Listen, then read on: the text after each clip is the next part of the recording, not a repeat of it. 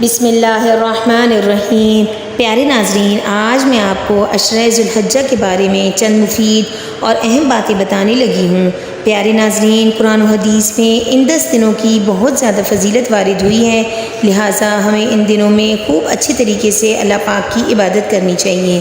ذی الحجہ کا چاند دیکھنے سے لے کر قربانی کرنے تک جسم کے بال اور ناخن نہ تراشیں۔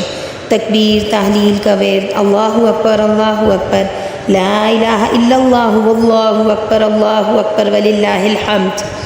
9 ذی الحجہ یوم عرفہ کا روزہ رکھیں۔ مرد باجماعت نمازوں کا اہتمام کریں، گناہوں سے بچنے کا اہتمام کریں، بالخصوص نظر اور زبان کی حفاظت کریں۔ فرض نمازوں کے بعد تسبیح فاطمی 33 مرتبہ سبحان اللہ، 33 مرتبہ الحمدللہ، 34 مرتبہ اللہ اکبر پڑھیں۔ قرآن پاک کی تلاوت، درود شریف، تیسرا کلمہ زیادہ سے زیادہ پڑھیں۔ حسب توفیق صدقہ و خیرات کریں۔ سونے سے پہلے تسبیح فاطمی، درود پاک، استغفار اور دعا ضرور پڑھیں۔